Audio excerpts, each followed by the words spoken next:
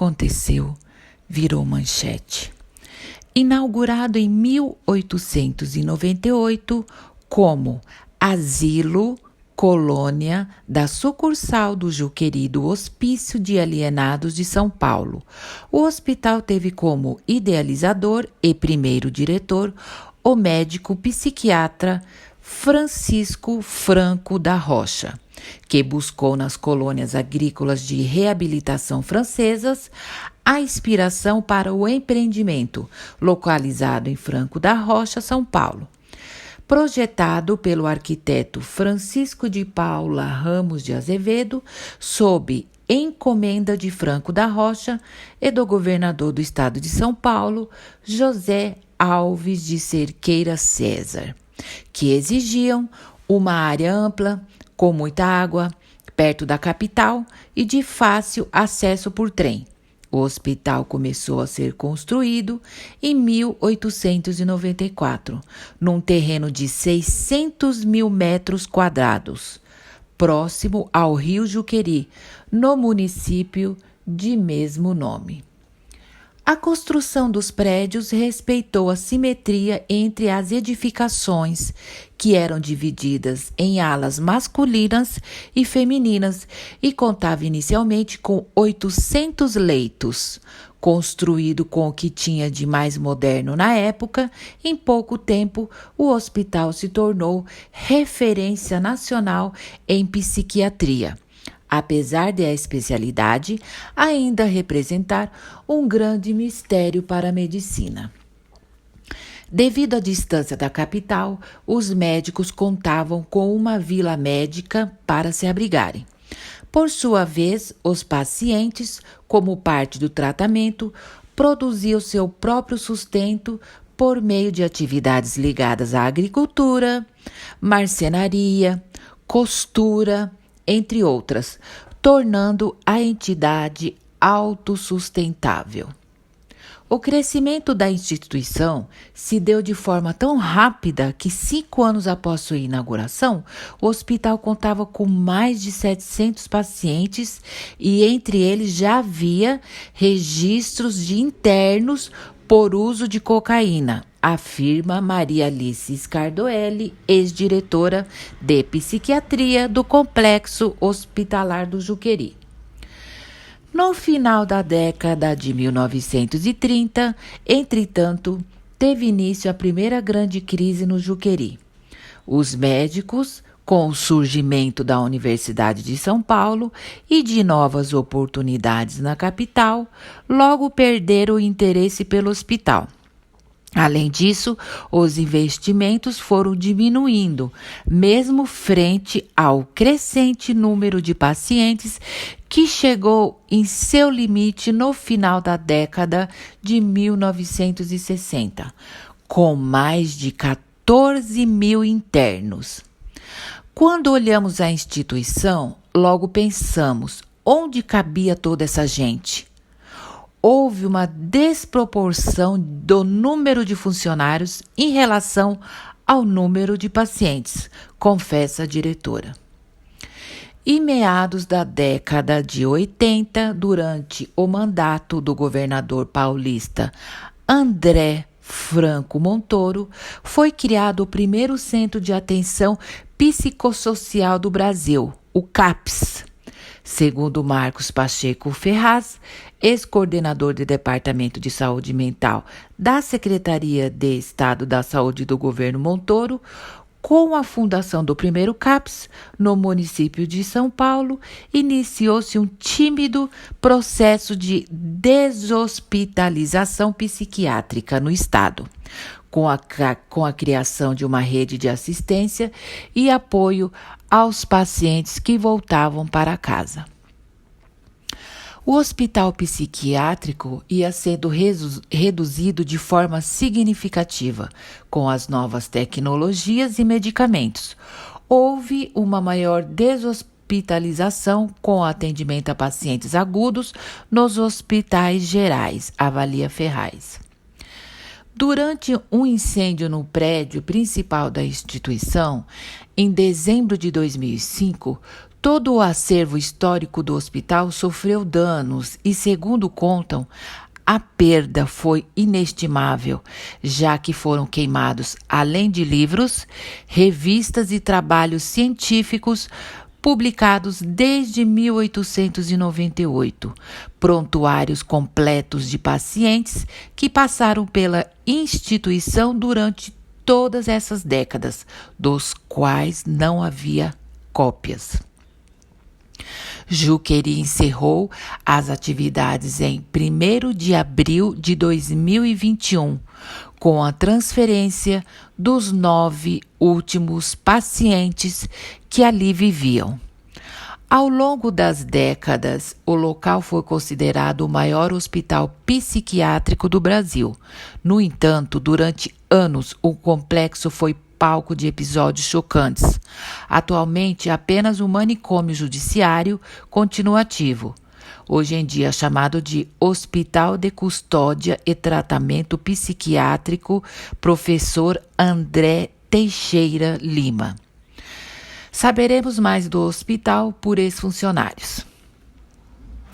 Os escritores da obra Cinzas do Juqueri, Os Horrores no Maior Hospital Psiquiátrico do Brasil, Daniel Navarro Sonin e José da Conceição, revelam que atrocidades foram cometidas dentro deste complexo. Apresentamos a memória, a origem e trajetória do hospital por mais de um século em sua consequente influência, dentro e fora do Brasil, na assistência psiquiátrica. Acredito que o conteúdo do livro é trazer a memória e a história do Hospital Juqueri.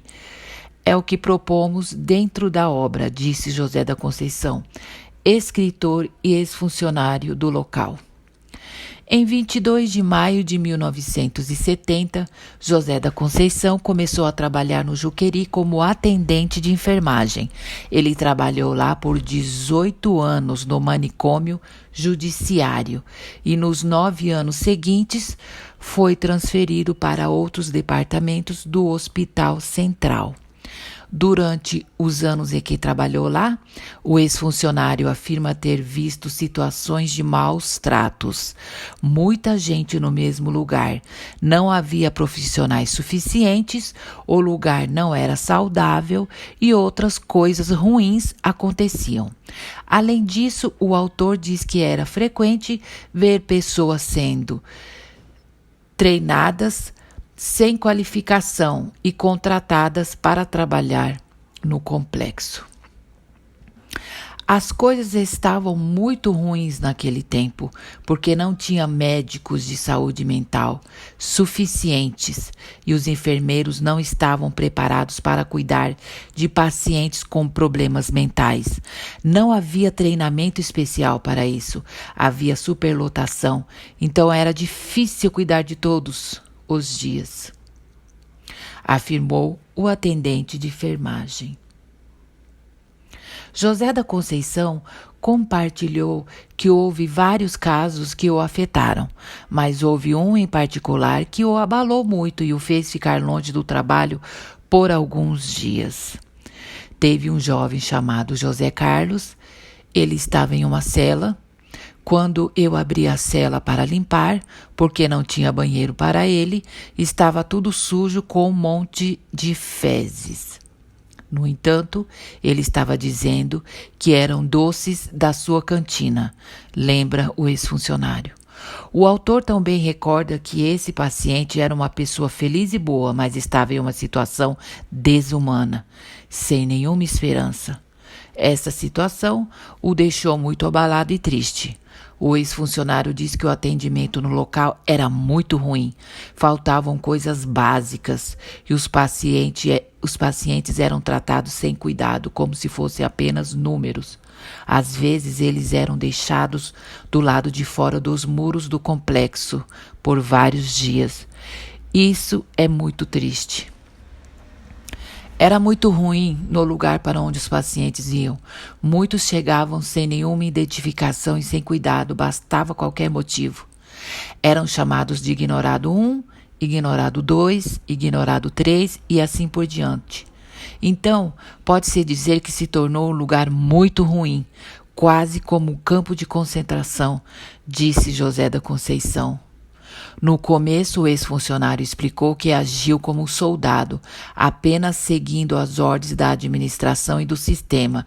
No entanto, ele fez questão de enfatizar que nunca tratou mal nenhum paciente e nunca os agrediu fisicamente. Agora, quando penso nisso, percebo que tudo estava errado. Não havia um plano para melhorar o sofrimento das pessoas ou as condições. Sempre parecia que as coisas estavam piorando. Isso me entristece. Eu gostaria de ter feito mais, mas eu apenas seguia as ordens no meu trabalho, lamentou ele. Manicômio judiciário. Segundo o jornalista Daniel Navarro Sonin, até a fundação do manicômio judiciário, conviviam no mesmo espaço pacientes tidos como comuns e criminosos. Conforme revelou o pesquisador, o local foi inspirado ainda nos moldes europeus. Contudo, a separação desses internos era um desejo antigo do primeiro fundador do Juqueri, o doutor Francisco Franco da Rocha. Mais tarde, o diretor Antônio Carlos Pacheco e Silva fundou o manicômio judiciário, integrado a esse complexo. O manicômio judiciário foi criado para colocar os criminosos que não podiam ser julgados pela justiça normal, porque cometeram crimes devido a problemas de saúde mental ou psiquiátricos, explicou o autor. No decorrer da década de 1970, o local entrou em colapso, após abrigar mais de 18 mil pacientes. De acordo com Daniel Navarro Sonin, qualquer pessoa fora dos padrões ou inimiga do Estado era internada no Juqueri.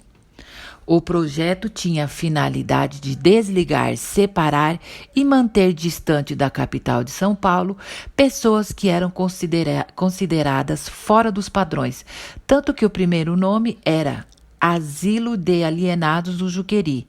Alienados eram pessoas alheias à realidade, que fogem dos padrões, que na época, pensando por um viés mais econômico, elas não serviriam nem para trabalhar na lavoura do café e na indústria, disse ele.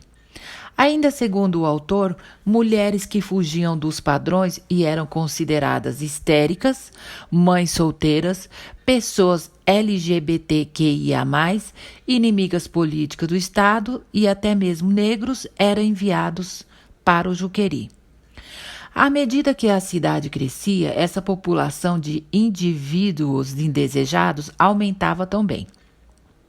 Então se via a necessidade de criar uma instituição que acolhesse as pessoas alheias a essa realidade em algum lugar.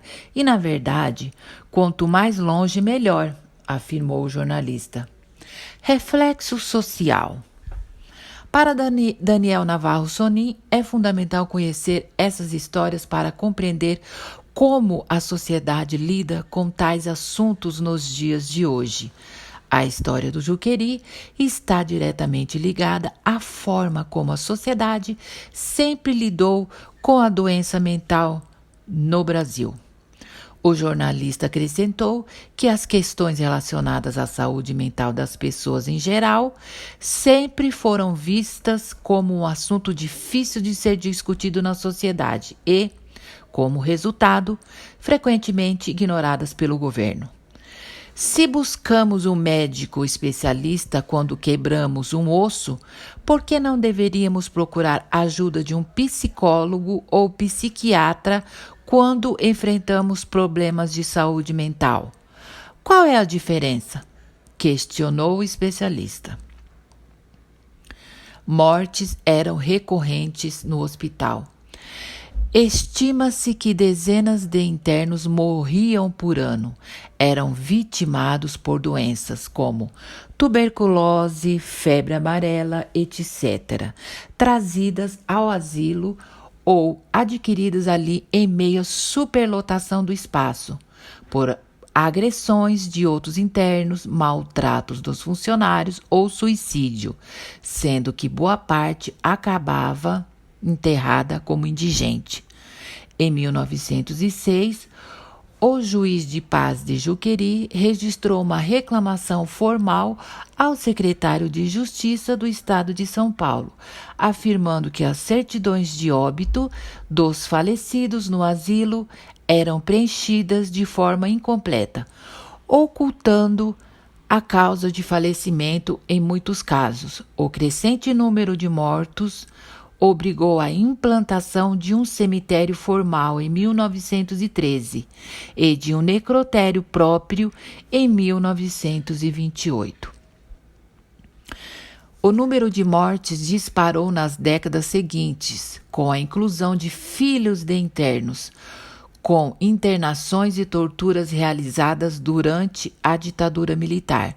No entanto, o registro dos óbitos ficava restrito aos arquivos do hospital e raramente era divulgado. Em 1991, 2 livros do Arquivo Histórico do Hospital foram enviados à Assembleia Legislativa de forma anônima.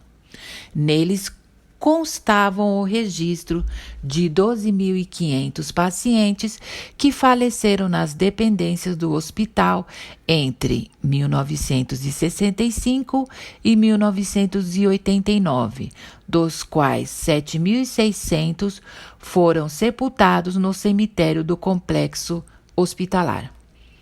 A revelação das informações provocou um escândalo político, pois o Hospital do Juqueri divulgava até então que haviam apenas 5.201 sepulturas no cemitério do complexo.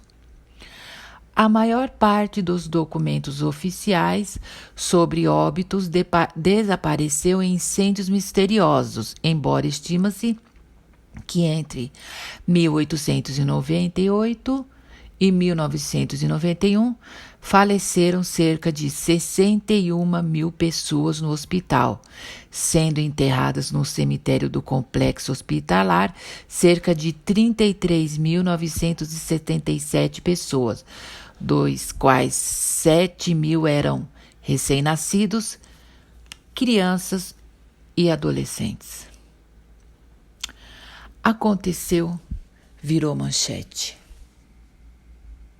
Não esqueça de deixar o like e se inscrever no nosso canal.